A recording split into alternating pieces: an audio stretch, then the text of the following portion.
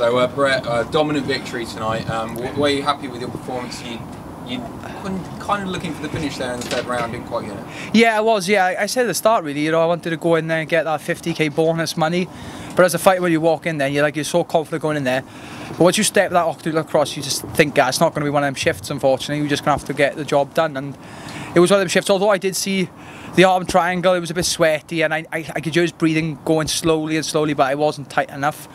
And it was like a minute left on the clock, and I knew I was safe, so I just wanted to get the job done, really, you know. So I wasn't happy with the performance, really. I thought the Quack fight was definitely a better performance, but you know, the job was done. I won. I'm 14-0, 2-0 in the UFC, so I'm happy with that. You know, reflecting back on the performance there, was there anything you were unhappy with? Did anything surprise you about Alberto? No, you know, the only thing was, obviously, I was meant to fight Mitch Gagnon, who stylistically is completely different to Albert Morales. So we had to change that up in camp. In the third round, I thought it was Mike Tyson until he clocked me with this.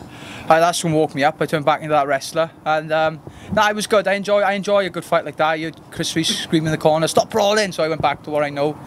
And like I said, I'm just happy to get the job done, really, you know. You're 14-0 now. Do you want to try and get maybe a top 10, top 15 ranked opponent? Yeah, that's definitely something I'm looking towards, you know. I don't know where I'm going to be ranked after this.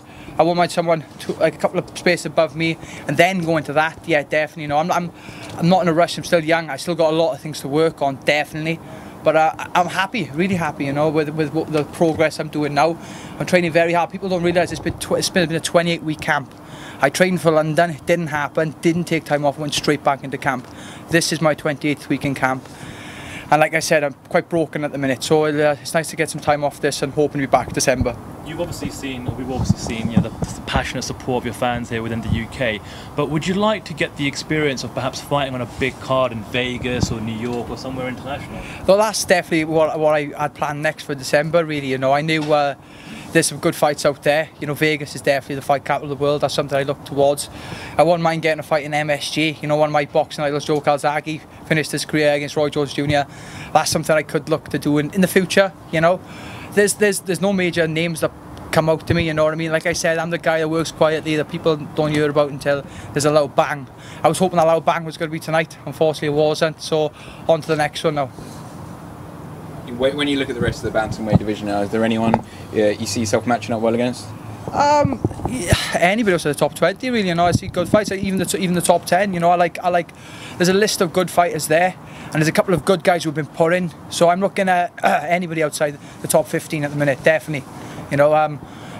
Mitch Gagnon was definitely a good fight, and that's something I look towards, you know. Unfortunately, he pulled out injured, so well, whoever they give me. I'm not a guy who will shout about it yet. But if you know, in the next 2 weeks, if I see someone I think, okay, that's going to be a good matchup, I'm going to shout for that. I called 3 people out before this fight.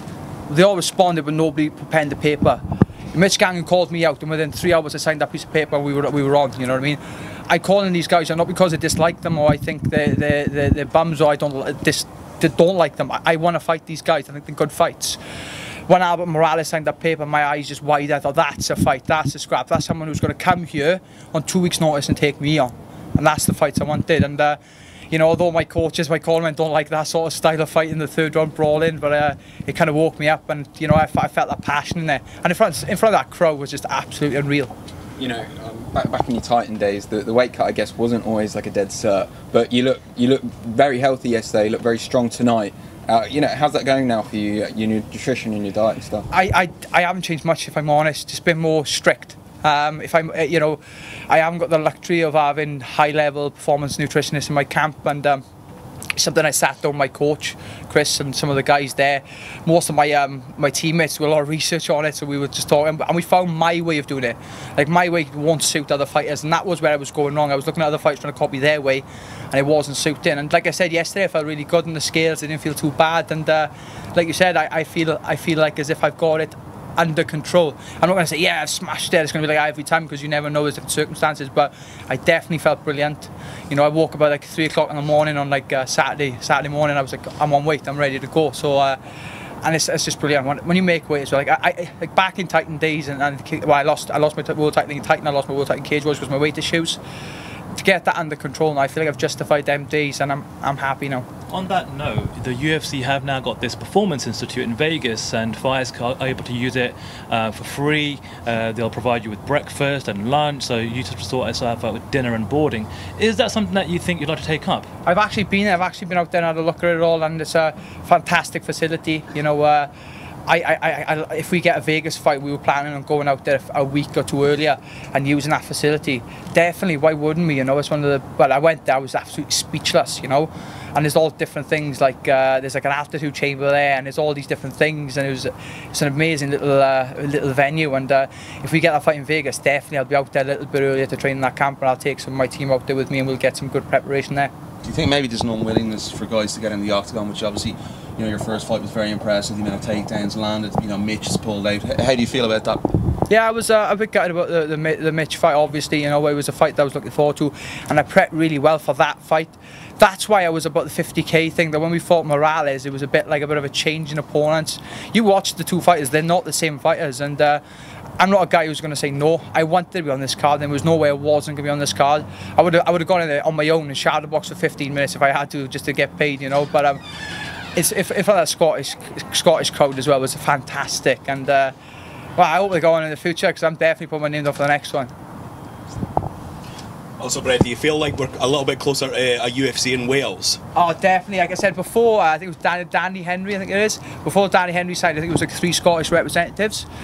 There's 3 Welsh representatives, so why won't we get it? The only problem we got in Wales, we haven't got the venue, the right venue. We got the ice hockey, which holds like 3,000. It's not enough, especially when I went in there and I just looked out of the room and thought, wow, yeah, this is a lot bigger than 3,000, you know.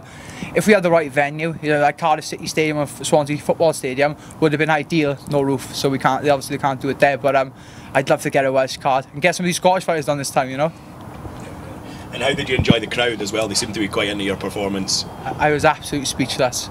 You know, like I said, I was going about interviews about like my Celtic brother and that. You know, I love Scotland. I really do. I've been up here before, and I love this place. And when I walked out there, it was as if I was fighting in Wales. You know what I mean? And for that, I'm grateful for the Scottish fans, because it's a kick up the backside to go and do a bit better than what you should. You know, and I'm very grateful. Very.